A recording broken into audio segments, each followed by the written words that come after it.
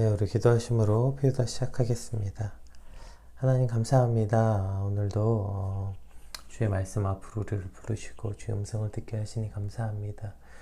오늘 특별히 욥의 항변, 욥의 변론을 통하여서 상처받고 고통받은 자들의 마음이 이해되는 시간들이 되게 하시고 또 오늘 우리의 사명이 무엇인지 발견되는 시간이 되게 하여 주시옵소서. 감사합니다. 예수님 이름으로 기도드립니다. 아멘. 오늘 저희가 함께 살펴볼 말씀은 욥기 6장 14절에서 30절까지 말씀입니다. 욥기 6장 14절에서 30절까지 말씀 함께 읽겠습니다. 낙심한 자가 비록 젖는 자를 경외하기를 저버릴지라도 그의 친구로부터 동정을 받느니라. 내 형제들은 개울과 같이 변덕스럽고 그들은 개울의 물살같이 지나가노나 얼음이 녹으면 물이 검어지며 눈이 그 속에 감추어질지라도 따뜻하면 마르고 더우면 그 자리에서 아주 없어지나니 대상들은 그들의 길을 벗어나서 삭막한 들에 들어가 멸망하느니라. 대마의 떼들이 그것을 바라보고 스바의 행인들도 그것을 사모하다가 거기 와서는 바라던 것을 부끄러워하고 낙심하느니라. 이제 너희는 아무것도 아니로구나. 너희가 두려운 일을 본즉 겁내는구나. 내가 언제 너희에게 무엇을 달라 말했더냐. 나를 위하여 너희 재물을 선물로 달라 하더냐. 내가 언제 말하기를 원수의 손에서 나를 구원하라 하더냐. 폭군의 손에서 나를 구원하라 하더냐. 내게 가르쳐서 나의 허물된 것을 깨닫게 하라. 내가 잠잠하리라.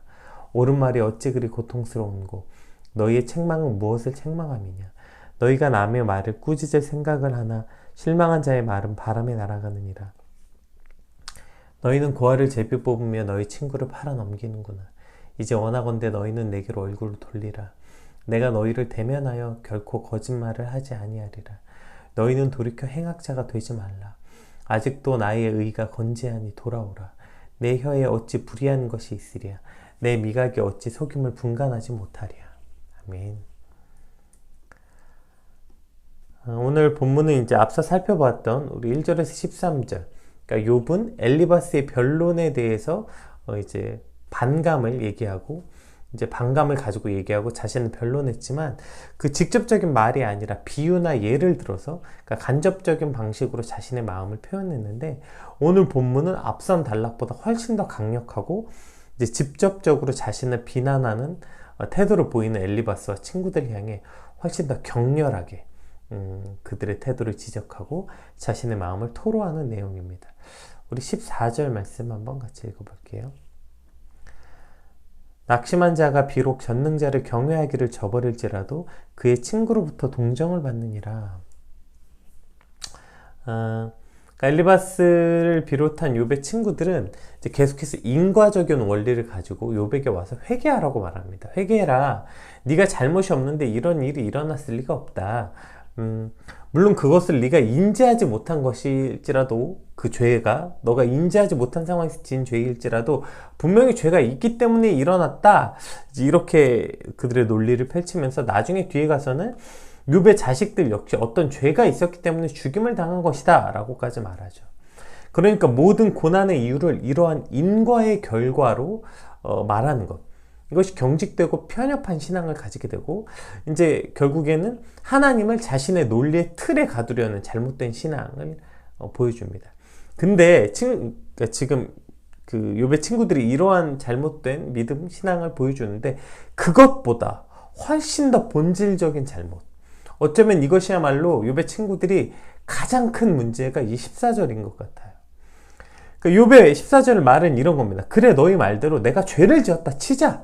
내가 하나님을 외면했다 치자.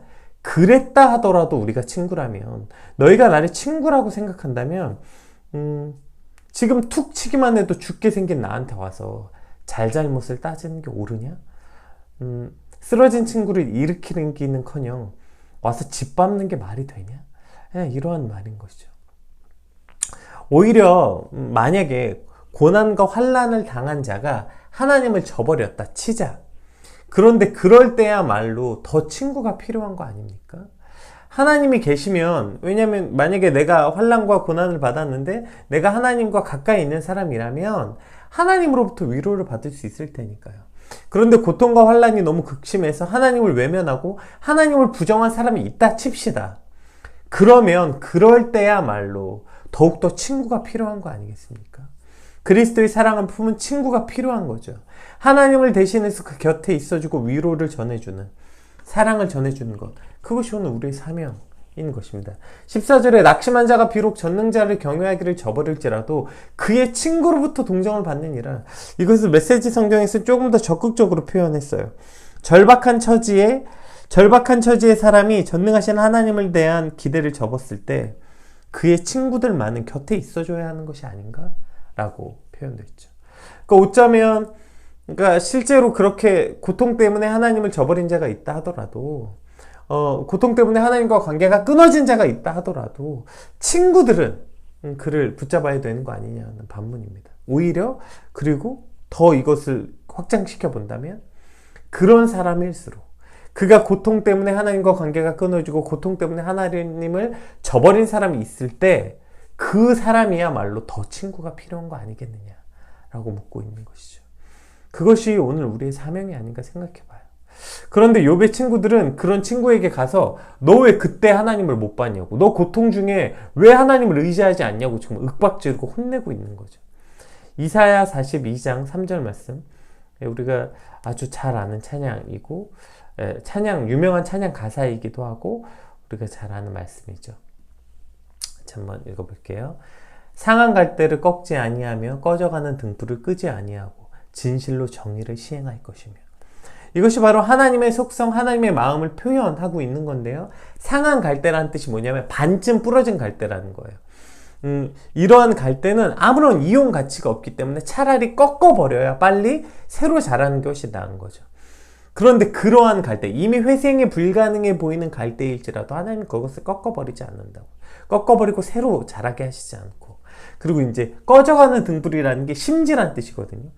다 타고, 심지가 다 타서 불은 안 붙고 연기만 나는 쓸모없는 그러한 심지일지라도 그것을 꺼버리지 않으시는 분. 이미 등불이 뭐예요? 밝히는 기능이 있어야 되잖아요. 근데 심지가 다 타서 등불이긴 등불인데 불이 안 나는 거예요. 그냥 연기만 나고 있는 그러한 등불일지라도 그것을 끄지 않는 분이 하나님이시라는 거예요. 세상 모든 사람들이 쓸데없다고 꺼버리라고 말할 때 하나님은 그러한 갈대와 등불도 소중히 여기시는 하나님이라는 거죠. 욥의 친구들의 잘못은 그들이 잘못된 신앙을 가지고 있는 편협한 믿음으로 판단하고 있는 것보다 앞서서 어쩌면 그들의 가장 큰 잘못은 이러한 하나님의 속성을 잊은 거 아닐까요? 감히 하나님도 하시지 않는 그 귀한 갈대와 등불을 비난하고 오히려 꺼버리는 쪽에 선 것. 이것이 지금 욥의 친구들이 가지고 있는 가장 큰 문제일지도 모르겠어요. 그리고 그것은 어쩌면 오늘 저와 여러분의 가장 큰 문제, 우리의 가장 큰 죄일지도 모르겠어요. 고통스러움에 호소하고 있는 이에게 가서 고통의 원인을 파악하고 솔루션을 제공하는 게 우리의 역할과 사명이 아니라는 사실을 우리는 반드시 기억해야 됩니다. 그건 내 역할이 아니에요. 고통받는 자들에 가서 너 그 고통 이것 때문에 온 거고 너 그거 이렇게 해야 돼. 솔루션을 제공하는 게 우리 역할이 아니라. 낙심한 자가 비록 전능자를 경외하기를 저버릴지라도 우리는 그의 친구로 곁에서 사랑으로 안아주고 위로하는 것. 그것이 오늘 저와 여러분의 자리가 되길 소망합니다. 하물며 욥은 전능자를 경외하기를 저버린 적도 없어요. 자기는 그런 사람, 그랬다 친 거지 실제로 욥은 전능자를 경외하기를 저버린 적도 없습니다. 그런데도 이러한 태도를 보이는 친구들에게 매우 큰 상처와 실망감을 갖게 된 거고 이제 그러한 친구들에게 받은 상처를 표현합니다. 우리 15절에서 20절까지 말씀 한번 같이 읽어볼게요. 내 형제들은 개울과 같이 변덕스럽고 그들은 개울에 물살같이 지나가노나 얼음이 녹으면 물이 검어지며 눈이 그 속에 감추어질지라도 따뜻하면 마르고 더우면 그 자리에서 아주 없어지나니 대상들은 그들의 길에 벗어나서 삭막한 들에 들어가서 멸망하느니라. 대마들의 떼들이 그것을 바라보고 스바의 행인들도 그것을 사모하다가 거기 와서 바라던 것을 부끄러워하고 낙심하느니라. 이 말은 이제 이 당시 팔레스타인 지역의 그 기후를 생각해 보면 이제 금방 이해가 됩니다. 그러니까 여기서 말하는 개울이라고 등장하는데요. 이 개울이 뭐냐면 건조한 지역에 있는 와디를 말해요. 와디는 뭐냐면 팔레스타인 지역에서 쉽게 볼 수 있었던 건데, 평소에는 그냥 마른 골짜기에다가 큰 비가 내리면 이제 거기가 이제 외관상 어마어마한 물줄기를 가진 강처럼 보이는 거예요. 근데 그것이 당시 팔레스타인 지층이 물을 오래 가둘 수 없는 지층, 그러니까 지층의 재질이 모래와 자갈로 이루어졌기 때문에 비가 그치면 그냥 싹 다 빠져버리는 거예요.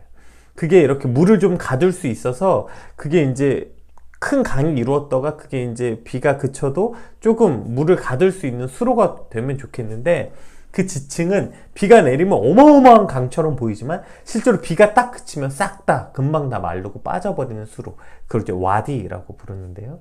생각해 보세요. 물이 절실히 필요한 건기에는 메말라 있는 거예요. 반대로 물이 별로 필요 없는 우기, 이미 우기는 비가 계속 내려서 비가 필요 없어요. 물이 이미 농밭에도 물이 충분하고 집에도 물이 충분해요. 그때는 와디가 흘러 넘치는 거죠. 욥에게 있어서 그의 친구들도 이와 같다는 거예요. 와디 같아서 욥이 절실히 필요했던 따뜻한 사랑과 위로가 필요할 땐 오히려 비난하고 충고만 하고 있는 친구들의 모습을 빗대어서 이러한 와디에 빗대어서 말하고 있는 겁니다. 또 얼음이 녹으면 물이 검어지며, 이것도 이제 당시에 이제 그 저지대에는 눈이 내리지 않지만 우리가 잘 아는 것처럼 그 뭐죠? 높은 산에는 기후의 특성상 만년설산, 그러니까 눈이 녹지 않는다고 표현하는, 어쨌든 그렇게 레바논 산맥에는, 고지대에는 이제 눈이 계속 덮여 있었다고 해요. 그런데 이 눈이 여름에 초입이 되면 눈이 녹기 시작하는 거예요. 그럼 일시적으로 그 녹은 눈이 내려오니까 개울이 형성되는데, 오늘 그것을 표현하고 있는 거죠. 일시적으로 개울이 형성되지만 태양의 열기로 금방 사라지는 매우 일시적인 개울이기 때문에 완전한 여름철에는 없는 거예요. 그 물은 도움이 하나도 되지 않는. 이 역시 와디와 마찬가지로 욥의 친구들이 욥이 필요가 절실할 때는 아무런 도움도 되지 못했던 존재다라고 지금 욥의 친구들을 그 와디와 이 뭐죠? 겨울철에 내리는 그 눈이 녹아 내리는 물로 표현하고 있는 것이죠. 그래서 사막을 지나는 대마의 상인들이나 스바의 행인들이 물을 사모하며 들어갔다가 오히려 물을 찾지 못하고 헤매다 죽게 된 모습을, 자신의 모습을 비유하고 있는 거예요. 차라리 기대나 주지 말지. 생각해 보세요. 물길 아래는 그러니까 어쩌면 촉촉히 젖어 있었을지도 모르겠어요. 와, 그러면 사람들 생각에 이 물길을 따라 상류로 올라가면 물이 있을지도 모르겠다, 그러한 기대를 가지고 열심히 상류로 올라간 거예요. 근데 어떻게 된 거예요? 상류는 수원지가 있어서 물이 내려온 게 아니라 잠시 비가 오거나 눈이 녹아서 물이 내린 거기 때문에 아래보다 위는 훨씬 더 빨리 말라 있는 거예요. 위에는 아무것도 없어요. 위에 올라가면 혹시 조금 더 위로 더 올라가다 보면 그래도 물이 있으려나? 그러한 기대를 가지고 올라갔지만 위엔 아무것도 없는 거죠. 오히려 더. 그래서 거기서 말라 죽는, 그들이 실망하고 낙심하는 이 대상들, 대마의 이 대상들, 스바의 행인들을 자신의 모습에 빗대어 말하고 있는 것이죠. 친구들이 욥에게 처음 왔을 때 욥과 함께 7일 밤낮으로 보내준 것, 아마 그것이 욥에게는 물길처럼 보였을 수도 있을 거예요. 그러나 오히려 친구들은 욥을 정죄하고 실망의 구렁텅이로 욥을 빠뜨린 것이죠. 21절 말씀 같이 읽어볼게요. 이제 너희는 아무것도 아니로구나. 너희가 두려운 일을 본지 겁내는구나. 이제 욥에게 와디처럼 빈 샘물같이 욥에게 이제 너희는 내게 아무것도 아니다. nothing, 아무런 존재가 아니다. 영어 성경에 이제 you are nothing 돼 있어요. 너희는 아무것도 아니라는 거예요. 너희는 말라버린 와디와 같이 이제 아무런 의미가 없어져 버린 존재이고, 너희가 두려운 일을 본지 겁내는구나. 그러니까 욥이 처한 두려운 상황을 목격하고 태도가 변한 친구들을 지적하는 거죠. 처음엔 그들이 왔을 때는 욥의 아픔에 공감하고 욥을 보러 왔는데, 욥을 보는 순간 태도가 바뀐 거예요. 왜? 우리도 어떤 사람의 아픔을 공감하고 이해할 때 사실 좀 정도가 있는 것 같아요. 그러니까 우리가 누군가를 이해하고 내가 너의 아픔을 공감해 라고 말할 때는 어느 정도가 있는데, 그 정도를 넘어선 너무 극심한 고난에 있는 사람을 보게 될 때는, 야, 어떻게 이렇게까지 됐지? 어떻게까지 이렇게 고통을 받을 수 있지? 이건 내가 도저히 감당할 수 있는 고통이 아니다 라는 생각이 들면 그 사람의 아픔에 공감하고 이해하는 게 아니라 오히려 그 사람이 당한 고난이 조금 부담스럽고 두려움으로 느끼는 우리의 모습을 오늘 본문이 표현하고 있는 거죠. 어쩌면 이들은 하나님께 저주받은 것이라는 생각 때문에, 욥이 지금 당한 고난이 하나님께로부터 받은 저주라고 생각되기 때문에 그 저주가 자신들에게 옮길지도 모른다고 생각했을지도 모르겠어요. 그러한 친구들의 태도가 욥에게 그대로 느껴진 거죠. 그들은 분명히 위로한다고 왔는데 내 처지가 너무 처절하니까 불편하고 부담스러워하는 게 느껴진 거죠. 이게 사실 상대방에게 다 그대로 느껴지는 거예요. 분명히 입술로는 위로하고 있고 말로는 위로하고 있는데 상대방의 처한 고난이 너무 극심하면 그 불편함이, 불안함이 우리에게 다 느껴지는 거예요. 상대방이 너무너무 고통스러울 때 우리가 그 사람에게 가서 위로한답시고 갔지만 사실 그것을 볼 때 불안하고 불편한 거죠. 상대방의 고통이 내게 불편함이 되는 것이죠. 자, 왜 불편함이 돼요? 욥이 이제 스스로 말합니다. 22절, 23절. 내가 언제 너희에게 무엇을 달라고 말했더냐? 나를 위하여 너희 재물을 선물로 달라고 하더냐? 내가 언제 말하기를 원수의 손에서 나를 구원하라 하더냐? 폭군의 손에서 나를 구원하라 하더냐? 이것이 욥의 말이죠. 이게 어쩌면 핵심인지도 모르겠어요. 욥의 처절한 상황을 보고 두려워하는 친구들에게, 욥의 고난을 보고 부담을 느끼는 친구들에게 말하는 거예요. 내가 너희에게 뭘 부탁한 것도 아니고, 내가 돈을 달랜 것도 아니고, 원수를 갚아달란 것도 아니고, 나를 위해 무슨 너희의 목숨을 걸어달라고 한 것도 아니고, 그저 내가 원한 건 따뜻한 위로와 잠시만 나와 함께 있어주길 원한 것. 그게 전부라는 것입니다. 오늘 우리가 만나는 많은 사람들 역시 마찬가지죠. 우리는 내가 그 사람의 인생을 책임질 수 없으니까 손도 대지 말아야 된다. 그러니까 내가 책임질 것도 아닌데 어떻게 괜한 조금의 선의를 했다가 오히려 그건 더 나쁜 일을 가져온다. 어설프게 도와줄 거면 돕지 말아야 한다. 이러한 말들이 굉장히 일반화가 되어 있는 것 같아요. 그리고 그 말이 굉장히 합리적인 말처럼 들리기도 합니다. 그러나 진짜 고난과 환난 중에 있는 자, 이제 정말 죽음 직전에 있는 사람에게는 우리의 그 위로의 단 한마디가 그 사람을 살리기도 하고, 우리의 진심을 담은 그 작은 도움 하나가 누군가를 진짜 다시 살게 할 의지와 용기를 준다는 것이죠. 그런 표현들을 우리가 얼마나 많이 듣게 됩니까? 특히 요즘에 이제 오늘 제가 요새 영상으로 예배드리는데 영상 보니까 어떠한 자영업자들이 너무너무 힘들어서 이제 문을 닫아서 너무 고통받을 때, 그때 그냥 찾아와준 그 단 한 사람이 예수님이 찾아오신 것 같이 느껴진다고 말했다는 것이죠. 또 저희가 조금 드림하러 갈 때도 그래요. 저희가 뭐라고요? 그냥 찾아가서 그거 조금 드리는데 저희 앞에서 그렇게 연세가 많으신 목사님들 정말 어린아이같이 펑펑 울면서 하나님이 주신 위로 같다고, 여러분이 나에게 그런 위로 같다고 말하는 것. 그러니까 정말 죽을 만큼 고통스러운 사람, 어쩌면 죽는 게 낫다고 여길 만큼 고통에 있는 사람들은 그냥 정말 진심을 담은 그 따뜻한 위로와 사랑, 그거면 되는 겁니다. 내가 언제 빚을 갚아달랬어? 아니면 뭐 싸워달랬어? 뭐 대단한 거 바란 거 아닌데. 그런데 그거 뭐 돈 몇 푼 가지고 와서 쌀이나 먹을 것 좀 갖고 와가지고 되지도 않는 가르침이나 내리고 있는 거 아닙니까? 진심을 다한 사랑, 진심을 다한 위로, 그것은 오늘 고통 중에 있는 이들을 살리게도 한다는 사실을 우리는 반드시 기억해야 돼요. 이러한 부분에서 어쩌면 교회가 길을 잃어버린 것은 아닌가 생각합니다. 여전히 교회는요, 사실 참 많은 어려움과 고통 중에 있는 사람들을 돕습니다. 여전히 꽤 많은 교회가 그 교회가 가진 꽤 큰 금액의 재정들을 구제비로 사용합니다. 어려운 선교지도 돕고 고아원이나 노인들이나 병원이나 어려움 중에 있는 사람들을 위해서 교회는 여전히 선한 일을 많이 합니다. 여러분, 교회가 선한 일을 멈추지 않았어요. 교회가 지금 욕먹는 이유가 선한 일을 멈춰서가 아니에요. 교회는 아직도 굉장히 많은 구제에 대부분을 사용하고 있고요. 대한민국의 그 많은 사회복지나 이런 재단에 많은 돈이 교회로부터 나오는 건 여전히 변하지 않았습니다. 그런데 왜 생명이 살아나지 않은 걸까요? 오히려 사람들은 왜 교회를 떠나고 상처를 받는 걸까요? 오늘 교회가 욥의 친구가 같이 된 것은 아닐까요? 정말로 아파서 위로가 필요해서 정말 자기 인생의 마지막이라고 생각하고 찾아온 이들에게 따뜻한 말 한마디 전하지 못하는 교회. 따뜻한 말 대신 저 사람 뭐 받으러 왔나 보다. 5,000원짜리 한 장 쥐어줘서, 10,000원짜리 한 장 쥐어줘서 보내는 교회.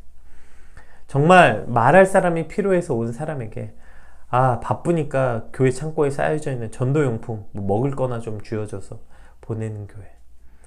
정말 너무 아프고 힘들어서 교회라도 갈까 하고 와서 예배 자리에 앉았는데 그냥 전부 다 더 열심히 하라고, 다 네 탓이니까 설교 내내 혼나다 돌아가야 되는 이러한 상황. 이것이 우리 교회는 아닐까요? 오늘 제가 말씀 준비하면서 계속 마음이 울컥하고 눈물이 나더라고요. 우리 마태복음 25장 말씀 한번 같이 읽어볼까요? 마태복음 25장 45절에서 46절. 이에 임금이 대답하여 이르시되 내가 진실로 너희에게 이르노니 이 지극히 작은 자 하나에게 하지 아니한 것이 곧 내게 하지 아니한 것이니라 하시니 그들은 영벌에 의인은 영생에 들어가리라 하시니라. 자, 제가 이게 본문이 길어서 이 뒤에 결론만 가져왔는데 이게 뭐예요? 예수님이 다시 이 땅에 재림하실 때 양과 염소로 나눈다는 거예요. 자, 근데 어떤 사람을 양으로 나누고 어떤 사람을 염소로 나눌 거냐면 양은 천국에 갈 사람, 염소는 천국에 들어가지 못할 사람으로 나누는데, 자, 어떤 사람이 양이냐면 이렇게 말하는 거예요. 그러니까 내가 헐벗고 줄일 때,